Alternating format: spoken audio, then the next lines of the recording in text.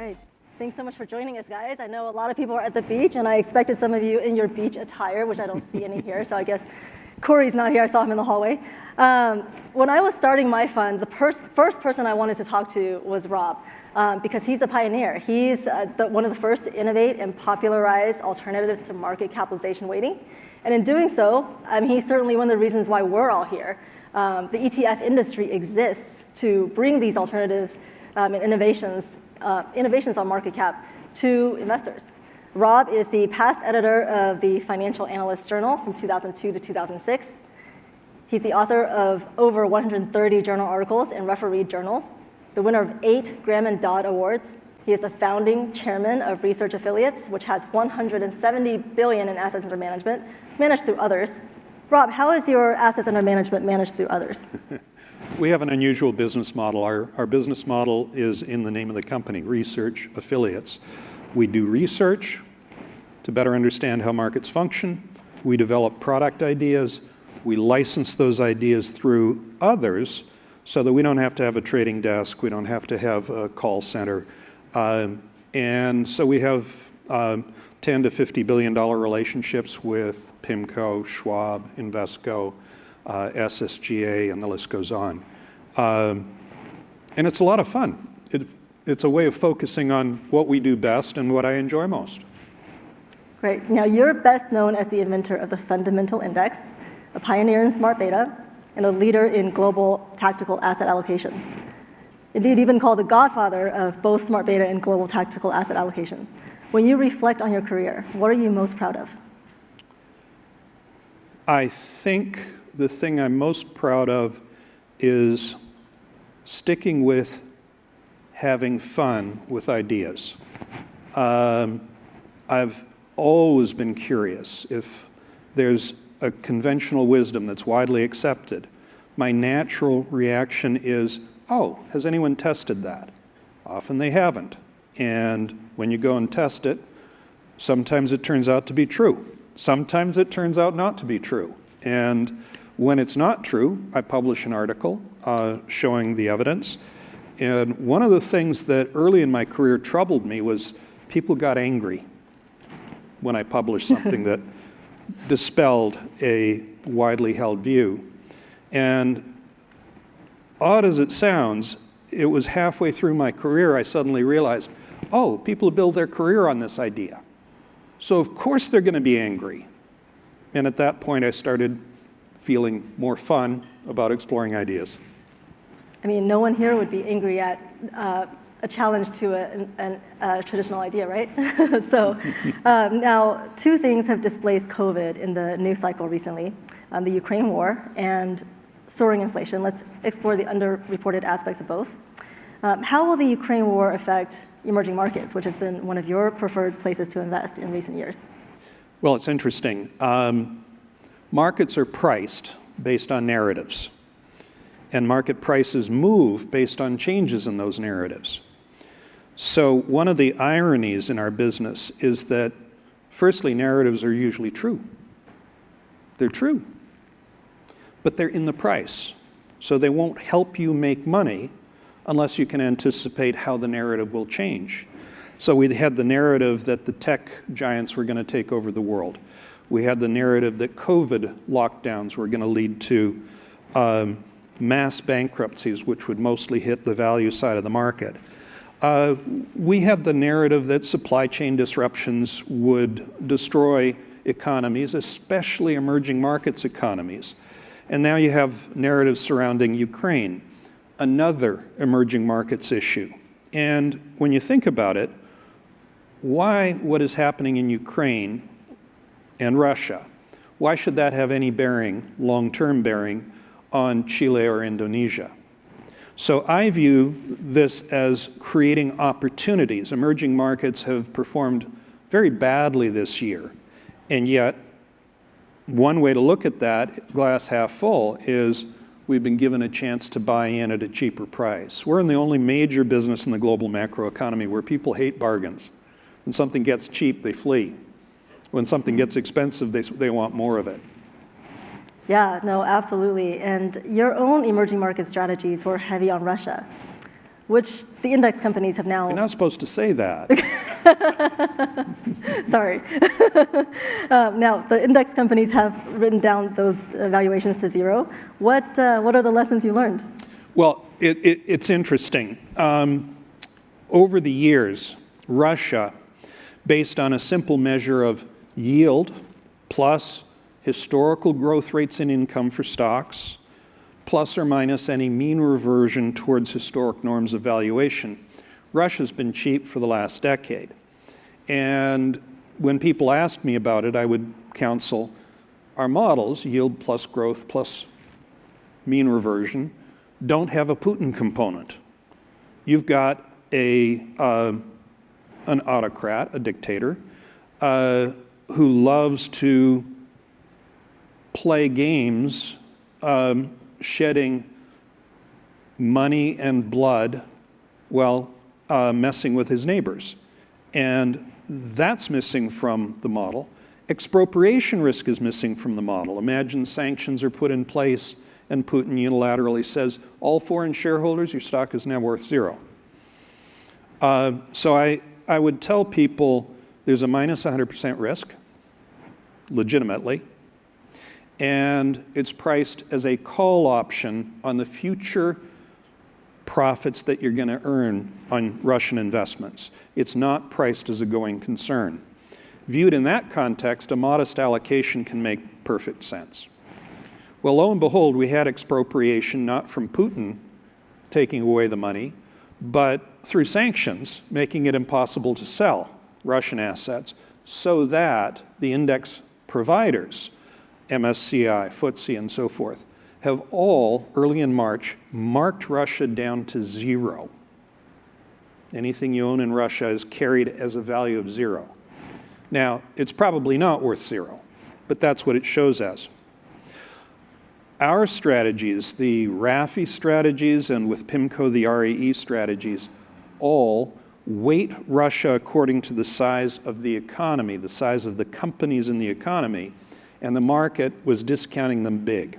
So we had an average of 6 to 8, depending on strategy, 6 to 8% of our emerging markets allocation was in Russia.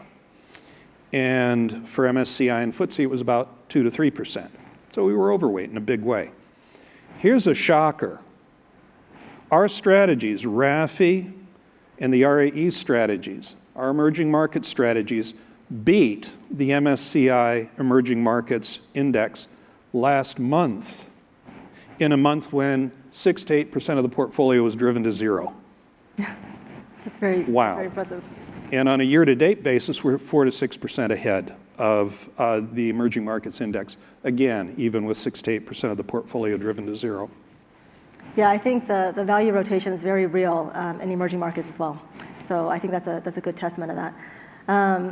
Now, apropos of your own work, you mentioned the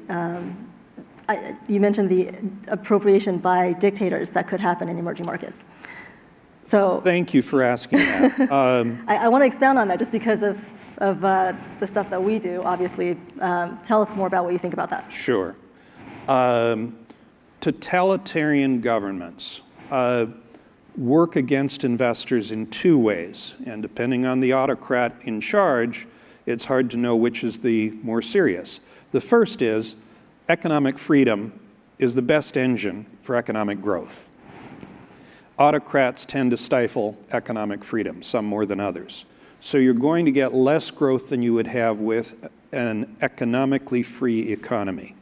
And I know I'm singing to the choir here.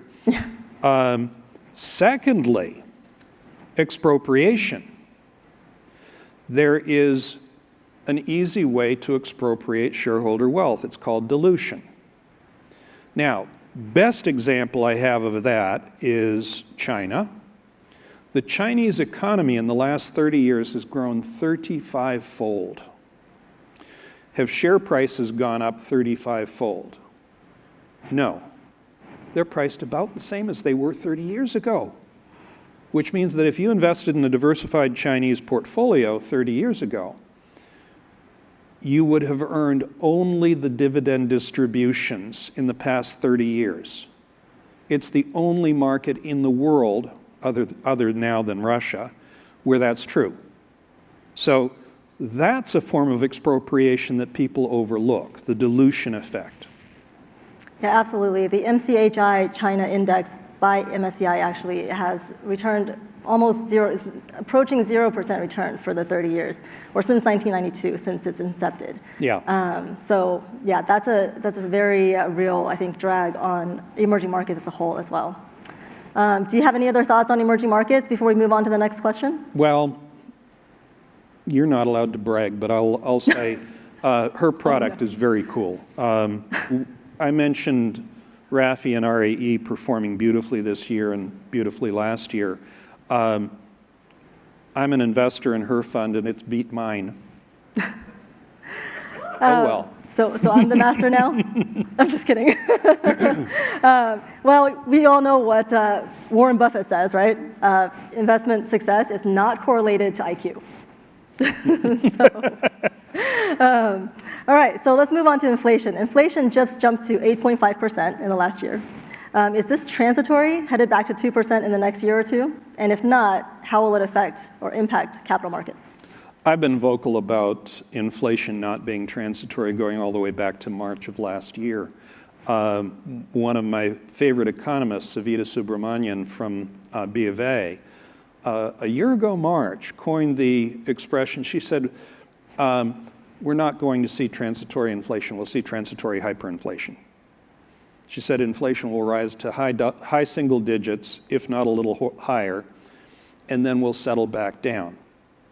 It'll settle back, what matters is, will it settle back down to 5 or 2? That makes a huge difference in consumer behavior and in whether we go into a new stagflationary regime. Now, every new announcement of inflation adds the latest month and drops the year-ago month. Almost nobody looks at the year-ago months. So how did we jump from 7.9 to 8.5? We dropped 0.7, which was already a big inflation number, and added 1.3. Bingo. You get 0.6 rise. Your rise from 7.9 to 8.5. What are the next months going to look like? I have no clue what the next months are going to report, but I do know exactly what the year-ago months will report. During the second quarter, you have 0.8, 0.8, and 0.9. That is heavy, heavy inflation. That's about 10.5% annualized, if you compound it out.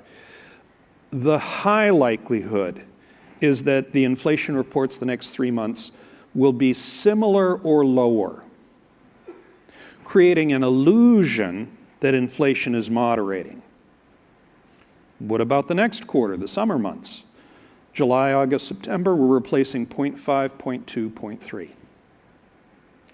If the monthly inflation is hypothetically, let's say, 0.7 a month, then you're going to see a 0.5% rise in inflation, 0.5% rise, 0.5% rise, and month by month by month, 3 consecutive months, and that's the last report before the election.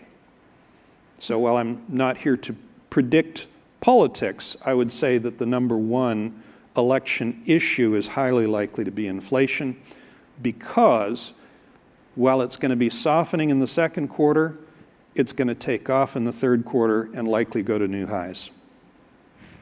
You know, that's a really interesting point. Everyone I forgot about one other point, but go ahead. No, go ahead. One of the reasons that I've been a pessimist on inflation is a very, very simple part of inflation: owner's equivalent rent. Show of hands, how many people here understand how owner's equivalent rent is calculated? Okay. Home ownership is the largest investment for most people who own a home. Now, they didn't want to use home prices. They last used home prices in '82. They gave it up because home prices were soaring and it was getting embarrassing. So they switched to owner's equivalent rent. This is now 40 years ago. What they do is they ask several thousand people in a survey, what do you think your home would rent for? A show of hands, how many people here are homeowners? Okay, 2/3, 3/4. How many of you have a good idea what your home would rent for? Give or take 20%, let's say. maybe 10, maybe 15. Well, good for you. I have no clue. Most of the people in the survey have no clue. So they're going to pick a number out of thin air, and if it's their second go-around, they'll say, what did I say last year? Oh, I said 4,000? Let's go with 4,100. It's a guess, which inherently creates smoothing and lagging. Now, home prices in 2020 and 21 went up by 32%, 10% then 20%, which compounds out to 32. Owner's equivalent rent went up 2%, then 4%, total of 6. Where's the other 26%? It makes its way into OER, about half of it over the next 2 to 3 years, and the other half trickling out well beyond that. So that means that we'd be looking at about 15% coming in the next 3 years, much of it in the next 2. Okay. Now, think about that for a second. That means OER, even if home prices flatline from here, OER will be high single digits for the next 2 years, maybe 3 years. Rent is the same way. If you ask landlords, how much do you charge for this apartment for a new tenant compared to a year ago? Rents, according to landlords, up 15% in the last year. Now, ask renters, it's up 4%. What's the difference? They haven't come up for a renewal of their lease yet, and a lot of them are in for a horribly rude surprise. We have a housekeeper who 2 days ago said that she was horrified because her rent is being reset upward by 35% in one fell swoop. And naturally, our response will probably be to give her a raise equivalent to that, not 30%, but to cover the rent hike, but because we don't want her to suffer. But a lot of people are going to suffer, and they're middle class, lower middle class, working poor. It's going to be very ugly. Yeah, this is off script, but hearing you talk about that makes me curious. A lot of people here have heard a lot of people talking about inflation, but policies like rates as the only answer. Are there also policy answers to this besides Stop rates? spending. Okay. You know, if you spend to make it easy for people to not work, you reduce supply of goods and services. If you then send money to people's bank accounts, you increase demand for goods and services. If supply goes down and demand goes up, bingo, you have inflation. It's incredibly simple. All right. So value stocks have been underperforming the market since 2007 or since 2017, depending on how you define value. By any measure, they're trading at steep discounts. How is this similar to or different from what we saw in the tech bubble? I think 2020 looked an awful lot like the 2000 tech bubble. You had the spread in valuations between growth and value. If you use the Fama French method, which takes the 30% most expensive on price to book value as growth, the 30% least expensive as value, and then you track the difference between the two, value minus growth, that's the Fama French method. Now, what wasn't done until pretty recently, I think we were pioneers on this back in 2016, is to look at the relative pricing of growth versus value. And we found that at the peak of the tech bubble, value was 1/9 as expensive as growth. 9-to-1 spread. The norm is about 4-to-1. That sounds to me like either a huge opportunity or the market telling us that growth stocks or growth companies are going to perform brilliantly and lots of value companies will go bust. Now, if we look at August of 2020, that spread widened to 13-to-1.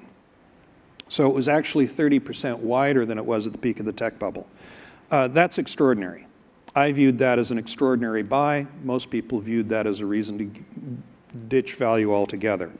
We wrote a paper entitled Reports of Value's Death Have Been Greatly Exaggerated. It was the first issue of the FAJ last year, and it's already, I think, the fourth most downloaded paper in the history of the Financial Analyst Journal. But it made 2 points. One point was relative valuation matters. When value gets really cheap, it's highly likely to perform really well. Not necessarily immediately, but for the patient long-term investor, great entry points. Second point was that book value is a terrible measure. There's a lot of other ways to gauge value that work better, and that apropos of your point about 2017, if you use price to sales ratio, the peak in relative performance of value relative to growth, if you're using price to sales, was 2017. It was only a 3.5 year meltdown, but it was awful during that 3.5 years. So what we've seen since then is a surge in value relative to growth from September to May of 2021, a growth comeback corresponding to the new waves of COVID, reviving the narrative that value stocks were going to have mass bankruptcies, meltdown that finished roughly at the end of the year, and subsequent to that, and another huge rebound. So where are we today on relative value? Growth stocks are priced about 9 times the valuation of value stocks, right about the same as they were at the peak of the tech bubble. So this rebound has been just enough to bring us back to the peak of the tech bubble. I debated Cathie Wood last fall on at the big Morningstar conference on are there bubbles? And I took the point that, yeah, there are bubbles.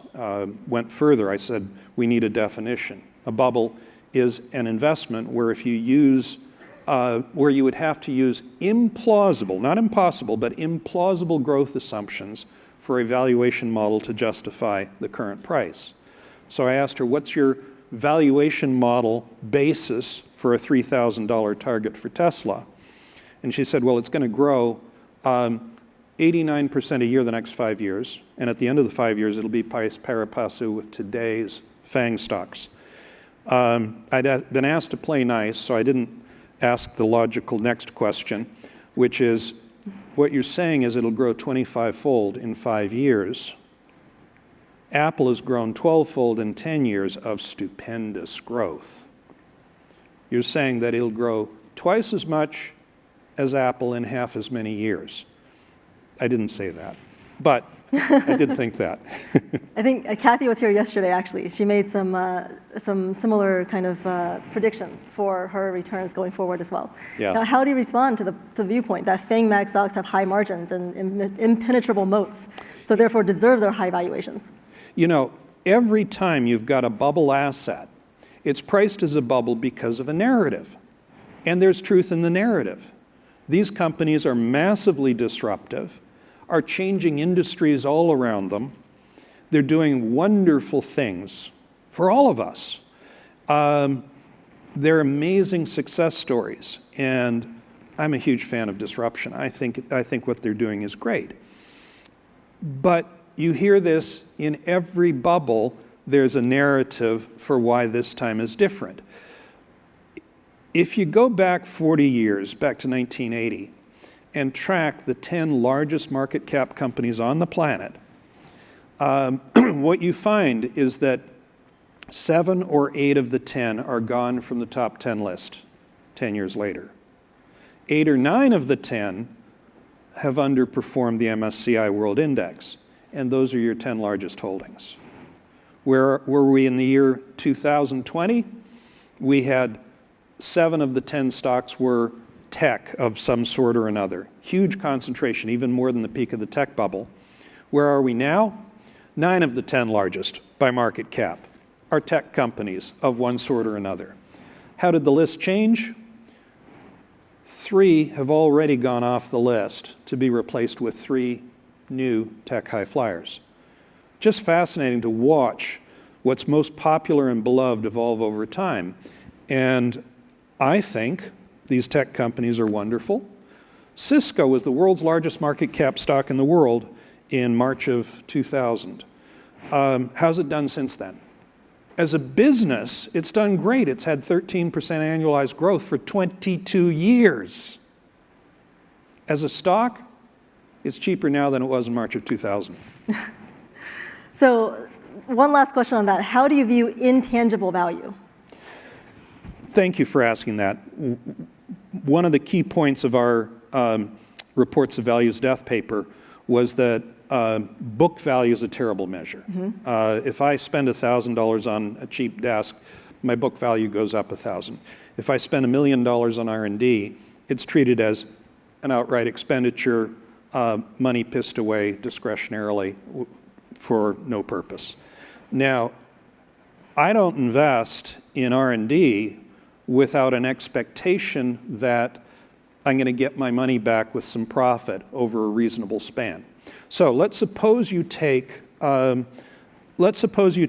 book value and you add this year's R&D expenditures on the presumption that it's an investment just like a desk.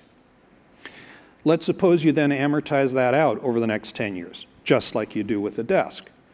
Then all of a sudden, book value, the Fama-French methodology, would have left you 5 times as wealthy as you were 60 years ago. 5 times as wealthy as a growth investor if you both started 50 years ago. If you do it with an adjustment for intangibles, you wind up 10 times as wealthy. It's twice as powerful. Very good. Now, we're running out of time here. I see a lot of good questions. If people want to ask the questions, please come up to us afterward. We have about 1 minute left, so I'm gonna stop They told here. me we can go over 30 seconds. Oh, okay. Now, if just to get this in to make sure everybody here can reach you and learn more about your research or strategies and the ETFs tied to your work, where would we find information about that? Thank you for that. If you go to researchaffiliates.com, our company name, researchaffiliates.com, you have access to all of our research. We have 425 research papers written in the last 20 years. The company just had its 20th anniversary a couple weeks ago. 425 papers in 20 years. Almost all of them are available on the website. I'm not suggesting you read them all. We also have 2 wonderful websites within a website. One is Asset Allocation Interactive. If you Google Asset Allocation Interactive, it takes you straight there. That gives you forward-looking return expectations based on yield, plus growth, plus mean reversion and valuations on 130 different asset classes. And there's a Smart Beta Interactive website that provides the same kind of information, forward-looking expected returns for 160 factors and smart beta strategies. Yeah, if you guys haven't seen these websites, it will blow your mind. Please go check it out. It's probably the best free resource on the internet that I found on global investing. So thanks very much, Rob, for joining us today. And if you like what you heard, we distribute through others. So look at our website and you'll find where to buy products that are tied to our research. Yes, many of the issuers that are tracking your indices are here at the conference as well. So thanks so much. And we appreciate you joining us today. It's an honor to be up here with you, Rob. Thank you.